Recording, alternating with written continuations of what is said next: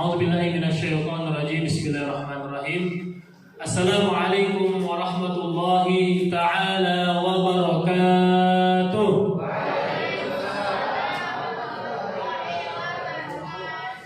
Alhamdulillah.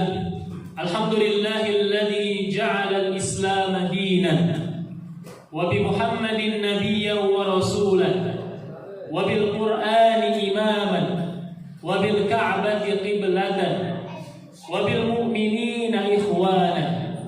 Thumma salatu wassalamu ala ashrafil anbiya'i wal mursalin wa huwa nabiyuna Muhammadin sallallahu alaihi wasallam wa ala alihi wa ashabihi wa man tabi'ahum bi ihsanin ila yaumiddin. Subhanaka la ilma lana illa ma 'allamtana innaka antal alimul hakim. Allahumma rabbana shrah lana sudurana wa yassir lana umurana bi rahmatika ya arhamar rahimin. Allahumma rabbana zidna 'ulumana warzuqna afhamana bi rahmatika ya akramal akramin. Fasahhil umur ya dzal jalali wal ikram. Laqad qala ta'ala fi kitabil aziz. A'udzu billahi as-sami'il 'alim minasy syaithanir rajim. Ya ayyuhalladzina amanu taqullaha haqqa tuqatih wa la tamutunna illa wa antum muslimun. Wa qala sallallahu alaihi wasallam fi hadithihi talabul ilmi faridatun ala kulli muslim. وقال إمامنا الشافعي رحمه الله تعالى ونفعنا بعلومه تعلم فليس المرء يولد عالما. صدق الله العظيم وصدق رسوله الحبيب الكريم ونحن ذلك من الشاكرين والشاهدين والحمد لله رب العالمين. أما بعد. Hadratul mukarramin hafizakumullahu jami'an, yang saya muliakan, Masya Allah, Rais Sahibi Majlis Ta'lim, ya, Ketua Majlis Ta'lim Syifaul Qulub, Al-Ustaz Al-Mukarram wal Muhtaram Al-Ustaz Hadi hafizahullahu ta'ala. Dan juga Masya Allah yang kita muliakan juga telah hadir, ya, Ustaz kita yang sangat luar biasa, Ustaz Isa Asy'ari hafizahullahu ta'ala. Kemudian ada juga Ustaz Nur Rahim, ya, Masya Allah, yang sedang memvideokan, yang mudah-mudahan Allah Subhanahu wa ta'ala memberikan ganjaran amal solehnya kepada beliau. Amin ya rabbal alamin. Kemudian yang saya muliakan juga Ustazah Tri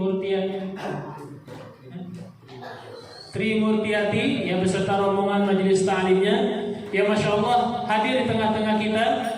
Dan juga para asatidzah, para alim ulama, dan juga yang tidak lupa, ya, saya banggakan, Masya Allah, tabarakallah, adik-adik saya yang Masya Allah hari ini meramaikan majelis ta'lim yang kita muliakan.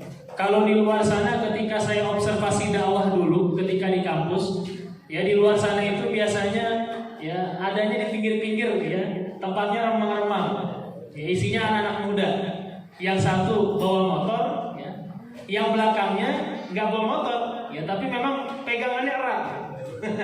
Itu di luar sana waktu dulu ketika observasi dakwah di tahun 2016-2017, ya. Bahkan mungkin teman-teman tahu, ya, dan juga mungkin yang hadir di sini juga tahu, ya, ada tempat-tempat khusus yang dimana menjadi kebanggaan anak-anak muda. Ya, beberapa tempat di Jakarta yang dijadikan tempat drag, ya. Bahkan bengkelnya pun saya tahu, ya, bengkelnya dekat rumah, ya, ada, saya tahu. Ya, itu Masya Allah luar biasa tuh. Jadi kalau di sana, kalau anak-anaknya lagi kekurangan uang, mau jadi joki nggak? Ya, kayak gitu. Ya, akhirnya mereka siap untuk jadi joki, ya, itu di malam hari. Dan Masya Allah, ya, saya muliakan juga, ya, para hadirin wal hadirat, yang mudah-mudahan Allah Subhanahu wa ta'ala mudah-mudahan memberikan curahan pahalanya untuk kita semua. Amin amin ya rabbal alamin. Para hadirin wal hadirat hafizakumullahu jami'an. Kata Ustaz Hadi, perkenalan dulu, ya.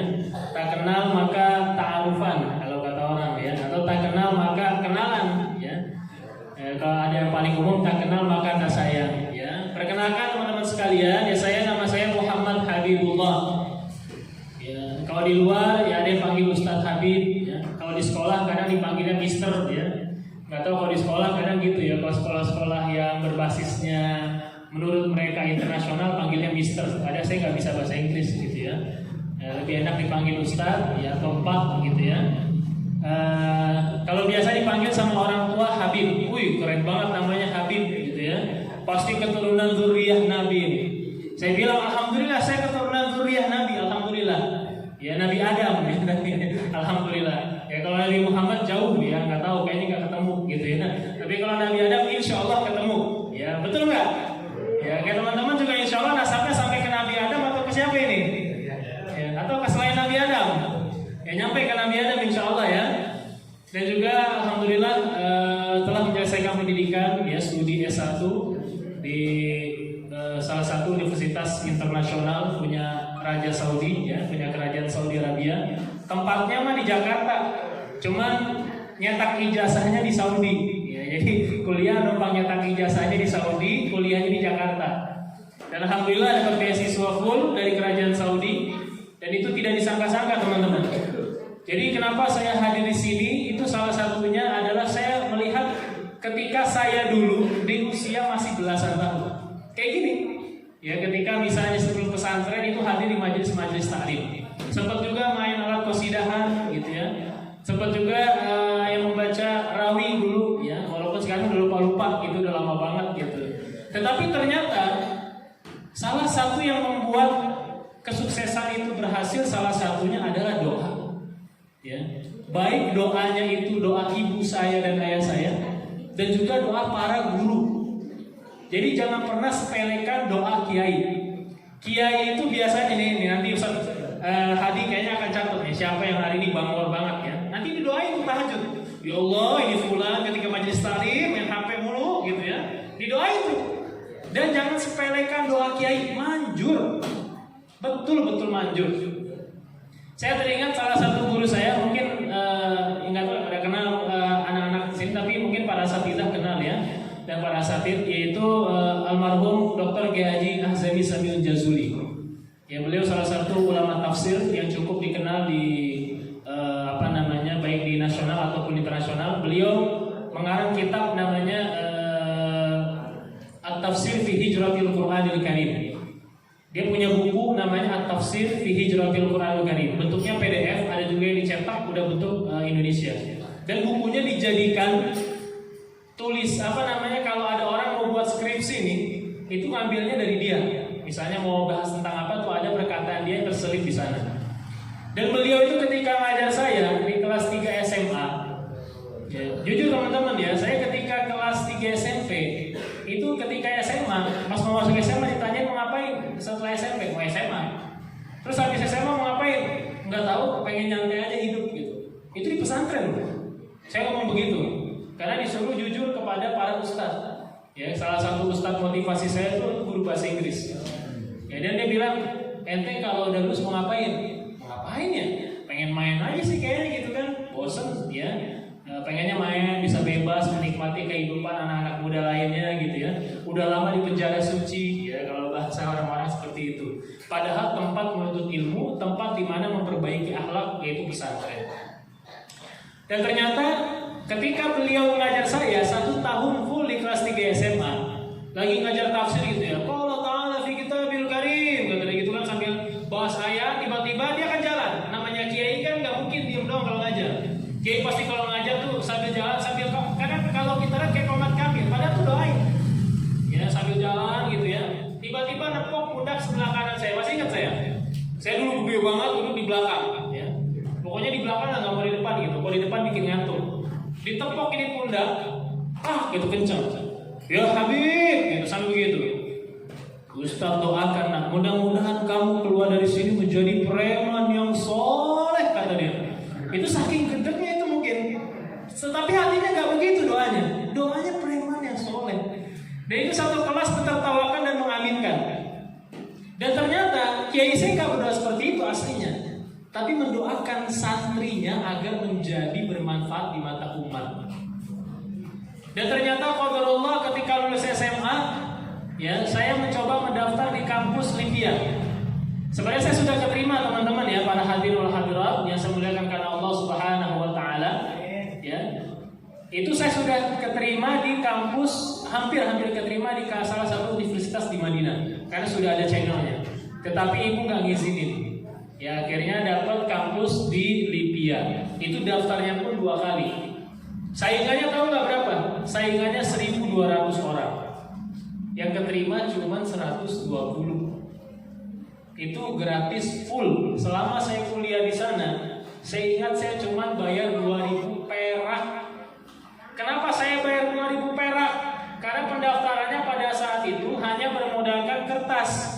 Itu satpam kasihan. Tadi bocah jauh-jauh, ada yang dari Jawa Tengah, ada yang dari Papua. Tidur pagi-pagi di sholat subuh di jalanan, cuma tujuannya ngambil itu selembar daftar formulir yang gratis. Akhirnya itu satpam inisiatif beliin map biar kerenan dikit. Ya apalagi ini kan kuliah di BN Raja Salman. Ya, akhirnya kita bayar 2.000 perak itu ganti uang satpam yang buat beliin map. Dan itu daftar saya 2 kali. Yang pertama nggak terima, nangis. Karena saya akui ternyata untuk mendaftar di sana, ya orang-orang baik disaring lagi di sana menjadi orang yang terbaik. Lalu yang kedua kali saya daftar, alhamdulillah keterima. Tapi ternyata masuknya di tahun berikutnya. Jadi total saya kuliah sampai saat ini, cerita singkat biografi saya itu kurang lebih 8,5 tahun S1. Lama banget kan? Itu kalau orang luar katanya udah S2 gitu ya. Saya sampai S1 udah teler pula itu ya. Kebanyakan belajar gitu ya. Orang-orang tuh kalau sudah 8,5 tahun biasanya rata-rata S2. Ya tapi saya qadarullah S1. Ya namanya juga jadi ulama pasti lama ya. Kalau belajarnya cepat baru ya. Belajar cepat, nonton aja YouTube tiba-tiba jadi ustaz. Ya biasanya begitu banyak tuh, ya. Tapi belajar langsung sama ustaz, sama pakarnya, sama para masyayikh, sama para kiai, sama para habaib, ternyata keberkahan ilmunya luar biasa. Dan itu yang sampai saat ini akhirnya masya Allah tabarakallah. Ya saya sempat juga pernah cerita ya sedikit. Ya saya sempat menjadi penerjemah di beberapa yayasan lembaga kepalestinaan. Ya bahkan sampai salah satu lembaga kepalestinaan di Turki itu nawarin saya untuk bergabung dengan mereka. Tapi masalahnya kalau terbang ke sana nggak bisa bahasa Inggris. Kalau nggak bisa bahasa Inggris repot gitu ya. Jadi makanya nggak saya ambil.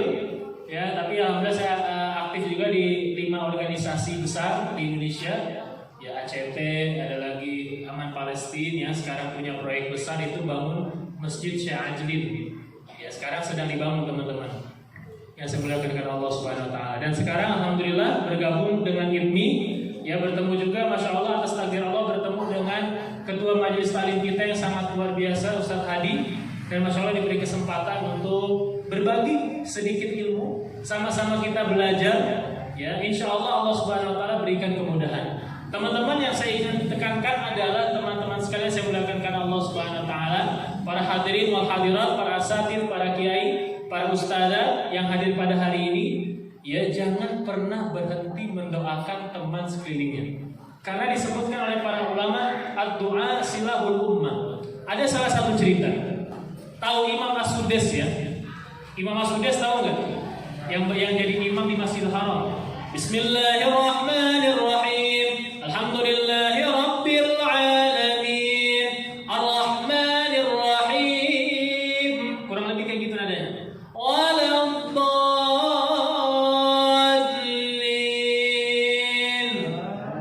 itu kurang lebih kayak gitu.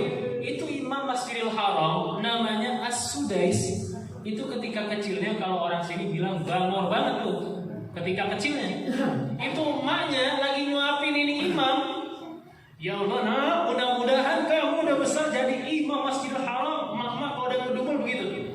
Ya. Terhadap besok anak susah banget dibilangin ya. Makan aja nggak mau. Gue supaya mau jadi orang gitu. Ya itu kan anak udah jadi orang. Mau jadi orang apa lagi gitu? Orang-orangan sawah gitu. Tapi ini ibunya Imam As-Sudais mendoakan, ya Allah, nah mudah-mudahan kamu udah besar tapi nyopin anak itu ngedumel nggak mau makan. Mudah-mudahan jadi imam Masjidil Haram. Ternyata Allah kabulkan doa ibunda tersebut. Menjadi imam besar Masjidil Haram. Ya bahkan MP3-nya tersebar luas. Maka jangan pernah sepelekan yang namanya doa. Kalau punya impian juga teman-teman, para ustadzah ya dan para asatidzah, para hadirin wa hadirat dari generasi-generasi Z, ya, saya menyebutnya generasi Z. itu jangan pernah lupa ditulis impiannya. Saya menulis 70 impian, sudah hampir 20 impian yang tercapai. Impian saya pertama ketika keluar dari pesantren sederhana, pengen ngisi di seluruh atau di Jawa Barat ini nginep hotelnya gratis. Pesantrennya tahu sendiri ya tempatnya kayak apa ya, kasur seadanya, tidur seadanya. Tetapi saya minta sama Allah Subhanahu Wa Taala ketika saya ngisi di majelis talim, ketika jadi penerjemah, yaitu bisa dapat fasilitas hotel gratis. Dan ternyata Allah kabulkan salah satu impian. Dan masih banyak lagi dan jangan lupa ditulis. Ikhwatul fadhalah hafizakumullah jami'an. Alhamdulillahirabbil alamin. Marilah kita panjatkan puji syukur kita atas kehadirat Allah Subhanahu Wa Taala, yang dimana Allah Subhanahu Wa Taala mempertemukan kita di tempat yang mulia, di majelis ilmu, ya. Mudah-mudahan Allah Subhanahu Wa Taala memberikan keberkahan kepada kita, amin. Mudah-mudahan Allah Subhanahu Wa Taala menambahkan ilmu kita, amin. Mudah-mudahan kedepannya nanti kita bisa menjadi generasi para ulama, amin. Yang aminnya kencang, mudah-mudahan terkabul, amin. Ya. Alhamdulillah, amin. Ya, dan juga kita bersyukur kepada Allah Subhanahu Wa Taala, ternyata kita diberikan Allah kenikmatan yang luar biasa. Kenikmatan apa itu? Kenikmatan iman dan Islam. Kalau saya nyebutnya di luar golden ticket. Kok golden ticket, Ustaz? Maksudnya bagaimana? Ya, pernah nonton acara-acara yang dapat golden ticket kan ya? Itu coba lihat, girangnya bukan main kalau dia dapat, sampai jungkir balik, ya, sampai guling-gulingan, ya, ngecek rumah, ngecek tembok kali saking bangganya itu. Ya, itu orang-orang yang dimana bangga ketika ikut kompetisi yang mungkin tidak ada background agamanya, senang. Tetapi ternyata kita pribadi sudah Allah kasih golden ticket yang luar biasa. Apa itu? Iman dan Islam. Nah, tinggal bagaimana kita nih, ada yang lecek dikit ya, ada yang diuak-uak gitu ya, ada yang masih lurus, ada yang dilaminati. Ini tinggal kita pribadi yang mengolahnya. Kemudian ikhwatul fadhalah hafizakumullah jami'an, salawat dan salam kita curahkan kepada habibana kita, qudwah hasanah kita, Nabi kita Muhammad sallallahu alaihi wasallam. Nabi yang dimana tidak pernah bosan membawa risalah dakwah sampai ke bumi Nusantara yang kita cintai. Bapak dan Ibu para hadirin dan hadirat yang saya muliakan karena Allah Subhanahu Wa Taala. Ya, hari ini kita sedikit ngaji kitab. Kitab apa yang akan saya bahas? Kitabnya namanya At-Tadhib fi Adillati Matanil Ghaya wa Takrib. Penulisnya namanya Profesor Dr. Mustafa di Bulbugha, salah seorang ulama besar yang dari Mesir kalau tidak salah. Beliau menulis kitab ini tujuannya apa? Anak generasi Z sekarang udah banyak nonton YouTube, udah banyak melihat pecebook, ya, udah banyak lihat IG, ya. Pasti terkadang melihat beberapa cuplikan video, ada ayat, ada hadis, ada hukumnya. Betul apa betul? Betul. Dan ternyata Dr. Mustafa di Bulbugha sudah memikirkan hal tersebut. Lalu dia bikin kitab namanya At-Tadhib. Sebenarnya kitab yang pengarang utamanya namanya Abu Syuja al-Asfahani rahimahullah. Beliau meninggal tahun 593 Hijriah. Dan ternyata kitab itu ada penambahannya yang ditambahkan oleh Syamsuddin Al-Ghazi, yang pengarang kitab Fathul Qorib. Saya bawa juga bukunya. Tetapi zaman sekarang Ustaz ngomong tentang wudu begitu, ayatnya mana? Wah, ini anak-anak sekarang begitu tuh. Ya, teman-teman sekarang gitu. Hadisnya mana? Wah, keren banget. Padahal dia nggak tahu hadis, nggak tahu ayat, ya. Tapi sekarang sudah berbicara yang demikian. Nah, maka Dr. Mustafa di Bulbugha menambahkan ayat dan hadis di kitabnya Abu Syuja al-Asfahani. Namanya dikenal dengan At-Takrib atau dikenal dengan Matanul Ghaya wa Takrib atau Matan Abi Syuja. Ya, isinya adalah pembahasan terkait bagaimana kita beribadah. Saya mau tanya nih, Bapak dan Ibu, ya para hadirin hadirat, rukun Islam itu ada berapa? Ada 6 atau ada 7? Yakin? Yakin nih, rukun Islam ada 6 atau 7? Ada 5. Ya. Rukun Islam Yang pertama mengucapkan dua kalimat syahadat. Yang kedua dirikanlah salat. Yang ketiga tunaikanlah zakat. Yang keempat puasa di bulan Ramadan. Yang kelima pergi haji jika mampu. Asik kan? Asik ya. Mudah-mudahan bisa hafal ya. Ya kan kerekam tuh, nanti lihat di YouTube ya kalau ada gitu ya. Itu ada 5. Sekarang Pak Bu, banyak orang-orang yang nggak tahu rukun Islam. Saya pernah tanya sama salah satu murid saya, wah gelarnya SH gelarnya. Saya tanya rukun Islam yang pertama apa Pak? Apa ya? Umrah. Astagfirullah. Itu saya kaget habis itu. Gak mati astagfirullah, tapi nggak mungkin istighfar kencang depan dia. Bener nggak Sar? Saya bilang kurang tepat gitu ya. Kalau saya bilang salah tuh, nggak mau ngaji lagi tuh besok. Tapi kurang tepat Pak. Oh yang betul apa Ustaz? Kalau menurut saya pribadi yang pertama syahadat. Oh syahadat Ustaz. Nah sekarang yang kedua Pak. Yang kedua haji. Wah, betul, tapi urutannya salah. Tapi nggak masalah. Haji oke betul Pak. Yang ketiga apa? Terus saja ngacak semua. Itu saya totalin ada 7. Banyak amat itu rukun Islam. Gak kelebihan Pak, saya pikir kan. Rukun Islam cuma ada 5. Yang pertama tadi ya syahadat. Yang kedua salat. Yang ketiga zakat. Yang keempat puasa. Yang kelima pergi hajinya kemana? Ke asrama haji atau ke Mekah? Mudah-mudahan yang jawab di sini mudah-mudahan bisa pergi haji, amin. Mudah-mudahan nanti insya Allah suatu saat nanti ya majelis Syifaul nanti akan berangkatkan ya para jamaah yang aktif umrah, amin. Tapi sampai Soekarno-Hatta doang ya. Di biaya ini sampai Soekarno-Hatta doang ya. Nah ternyata Bapak-Bapak Ibu sekalian saya muliakan Allah Subhanahu wa taala, kitab ini membahas tentang hukum-hukum fikih. Saya baca hampir lebih dari 10 kitab fikih, baik fikih mazhab ataupun perbandingan. Maksudnya digabung lebih dari 10. Kitab fikih yang pertama saya baca namanya adalah Matanut Takrib, kecil bukunya. Yang kedua Fathul Qorib, saya bawa bukunya. Yang ketiga Matanul Ghayah, ya At-Tadhib ini ada dalilnya. Yang keempat saya baca Al-Iqna. Yang kelima Hasyiatul Baijuri. Aduh kitab apa lagi itu, pusing dah gitu ya.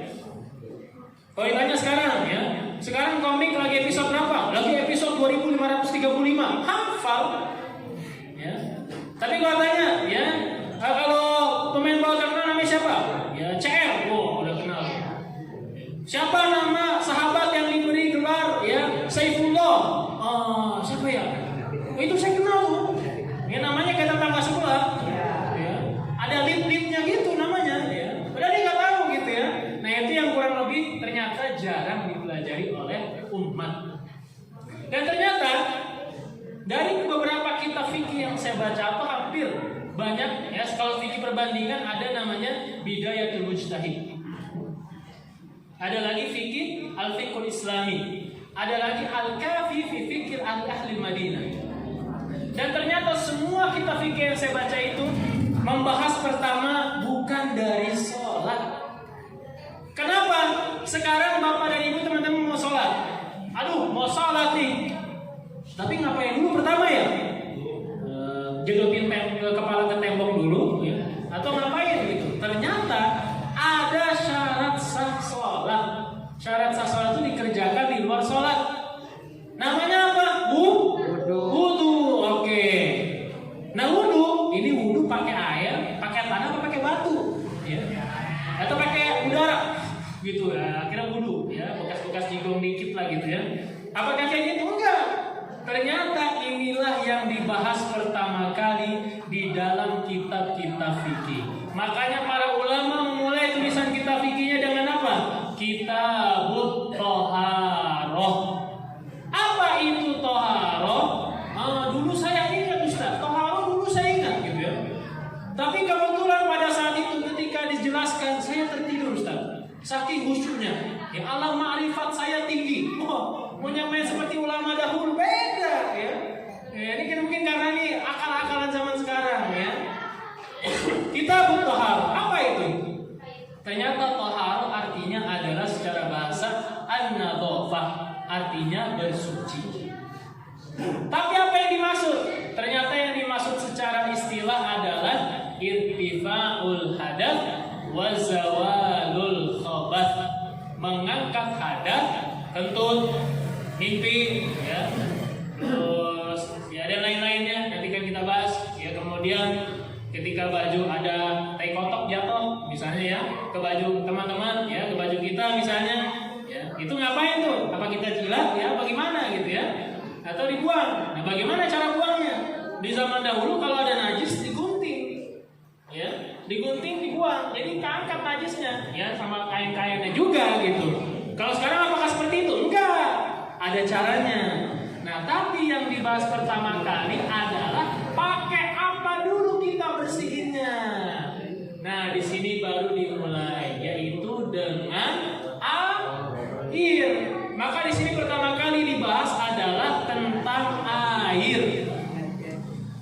Ya, kita mendoakan dulu ya teman-teman ya. Kita membaca suratul Fatihah para asatidzah dan asatidz dan para hadirin wal hadirat. Kita bacakan suratul Fatihah untuk para pengarang kitab ini ya, dan juga untuk para ulama-ulama terdahulu yang berjuang mengarang kitab ya tentang bagaimana kita beribadah. Mudah-mudahan Allah Subhanahu wa taala memberikan keberkahan juga untuk kita. Amin ya rabbal alamin. Ila hadratin Nabi Mustafa sallallahu alaihi wasallam kiramil Fatihah. A'udzu billahi minasy syaithanir rajim. Bismillahirrahmanirrahim. Alhamdulillahirabbil alamin arrahmanir rahim maliki yaumiddin. Iyyaka na'budu wa iyyaka nasta'in. Ihdinas siratal mustaqim. Siratal ladzina an'amta 'alaihim ghairil maghdubi 'alaihim waladdallin. Amin. Qala al-mu'allif hafizahullah ta'ala. Qala al-mu'allif rahimahullah ta'ala wa nafa'ana bi 'ulumihi fid dharain. Amin ya rabbal alamin. Kitabut Thaharah. Buku tentang bab toharoh, tentang bersuci. Yang pertama kali dibahas adalah tentang air. Di sini nggak ada judulnya. Kalau punya bukunya di sini nggak ada judulnya. Saya namakan sendiri judulnya tentang air. Teman-teman pasti pada saat tidak para hadirin bertanya-tanya, kalau wudhu ini boleh nggak sih pakai air kopi? Boleh nggak sih kalau wudhu ini misalnya ya pakai air comberan yang lumayan habis hujan lebat gitu, boleh nggak sih? Boleh. Terus boleh nggak sih kalau wudhu nih ada teh manis di 2 jerigen daripada mubazir kita pakai buat wudhu, boleh nggak? Ya, misalnya gitu. Ya, boleh nggak kira-kira? Ya, atau mentang-mentang cairan ada bensin nih gitu. Ya kan yang penting ada air-airnya. Itu kalau kena korek api ya habis gitu ya semuanya. Nah maka dibahas di sini al-miyahu allati yajuzu biha at-tathhiru sab'u miyahin. Air-air yang dimana diperbolehkan untuk digunakan bersuci ada 7 jenis. Ada berapa airnya? Ada tuh? Oh gampang Ustaz, ada 7. Kopi, teh. Enggak gitu airnya. Ternyata yang dibahas para ulama yang pertama adalah ma'us samai, air langit. Oh, air langit ini apa maksudnya? Air hujan ya. Ada tuh kemarin saya tiba-tiba nggak hujan tapi airnya turun dari langit. Ya ternyata tetangga sebelah bikin bangunan sampai 5 lantai nyiram air ke bawah. Akhirnya kena orang yang di bawah. Saya kira yang dari langit, ya, ternyata dari tetangga. Nah, beda, bukan dari langit itu maksudnya. Nah, diulangi 5 menit lagi insyaallah ya. Air langit, ya di sini dibahaskan maksudnya air hujan. Yang kedua air laut. Yang ketiga ya ma'un nahri, air sungai. Yang keempat wa ma'ul bihri. Yang kelima wa ma'ul aini. Wa ma'ul bihri ini air sumur. Yang kelima mata air. Yang keenam wa ma'us salji, air salju. Kalau pergi ke kutub utara air salju bisa dipakai buat wudu.